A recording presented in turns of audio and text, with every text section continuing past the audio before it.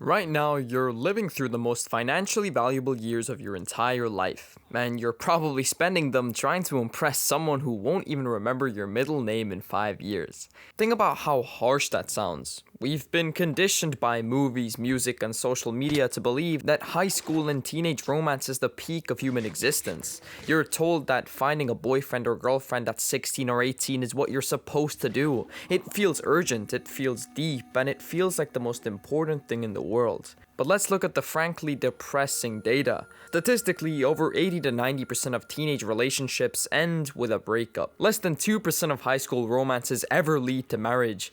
Realistically speaking, when you enter a teenage relationship, you're signing up for something that is mathematically almost guaranteed to fail. Now, let me clarify, I'm not saying human connection is bad. Finding a true partner, building a relationship, and eventually getting married is one of the most beautiful, fulfilling things a person can experience. But trying to force that adult reality into your teenage years is like trying to build a roof over a house that doesn't even have a foundation yet. Today, I want to talk about why teenage dating is one of the biggest traps keeping young guys broke, distracted, and average, and how walking away from it can set you up for absolute greatness. Let's talk about the absolute highest currency you possess right now: your time. When you're a teenager, you have a superpower that older adults would pay literal millions for. You don't have to worry about paying a mortgage. You don't have water bills, electricity bills, or a family depending on you to put food on the table. Every single hour outside of school is pure, unadulterated free time. It's a blank canvas. But the moment you get into a serious relationship, that canvas gets completely taken over. Dating isn't just a casual hobby. It takes up a massive amount of your daily time. Your girlfriend wants to hang out after school. She wants to go on dates every weekend. She wants to FaceTime 3 hours every night. If she gets upset, you spend hours texting back and forth trying to fix it. If you have an argument, your brain is completely fried for the next 2 days, leaving you unable to focus or do anything else. I hate to be the bearer of bad news, but you have to look at this logically. If you're spending 30 hours a week managing the emotions, schedule, and demands of a relationship, that is 30 hours you are not spending on your own growth. You're investing your absolute prime years into a project that has a 90% chance of being demolished. That isn't true love, that's a terrible business decision. I'm not just speaking from a place of theories and numbers here. I'm speaking from direct personal experience. A while back, I was in a relationship, and honestly, she was a really nice girl. The relationship was lovely, just like most of these young romances are at the start. It was fun to hang out, it was cool, and it felt great. But right around that same time, I realized I wanted to get my life together. I started taking things seriously. I was heavily invested into learning how to manage multiple YouTube channels. I was working around the clock to fix my finances, trying to learn how the markets work, and trying to get my money up so I could build real independence. On top of that, I was taking MMA classes 5 times a week, pushing my body to its absolute limits. I was completely locked into what I called the self-grind mode. And very quickly, a massive conflict appeared. Because I was focused on my channels, my money, and my training, I didn't have endless of hours to just sit around and text.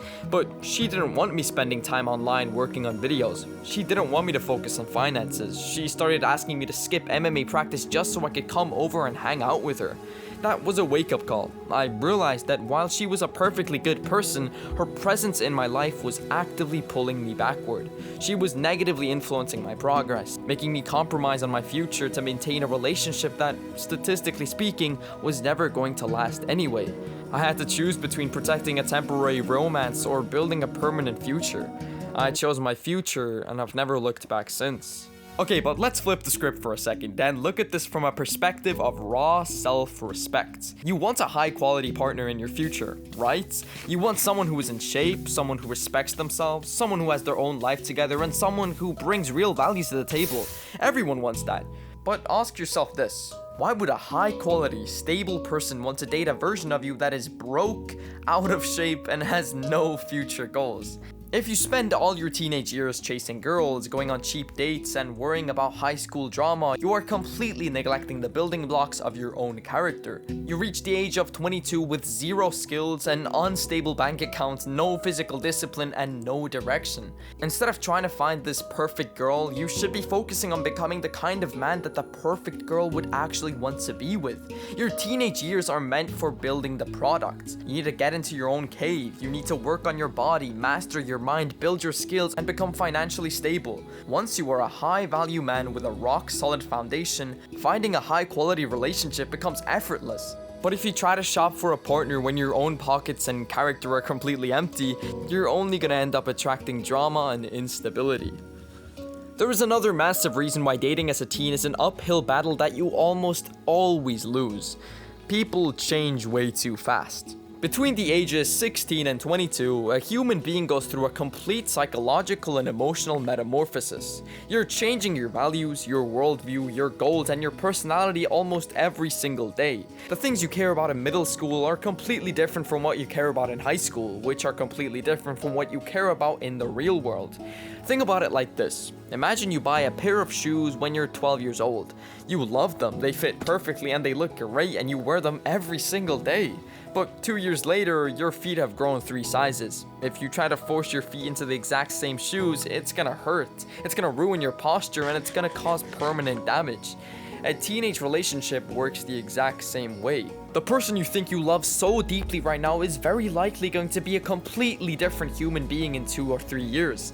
Their goals will change and your goals will change, and suddenly you'll find yourself stuck in a relationship with someone you have absolutely nothing in common with anymore. Trying to tie your future to someone before either one of you even knows who they truly are is a recipe for disaster. Not to be completely fair, there are always exceptions to the rule. There are stories of people who met their high school classmate or their childhood friend, stayed together through thick and thin, and built a beautiful family together. And there are rare relationships where the girl is your biggest cheerleader, where she passionately supports your grind, understands when you have to miss a hangout to work or train, and pushes you to be a better version of yourself. If you happen to find that 1 in a million connection, cherish it. But the statistical reality is that 99% of the time, that is not what happens.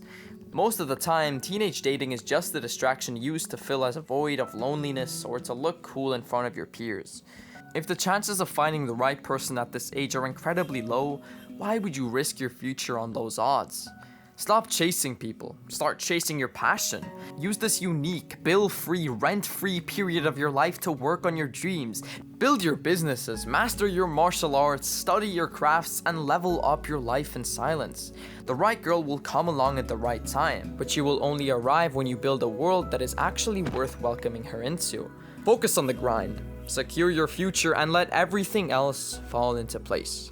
Because at the end of the day, you can't build a kingdom if you're constantly chasing a queen you aren't even ready for.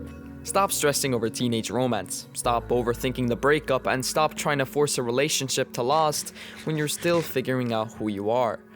I'll see you in the next one.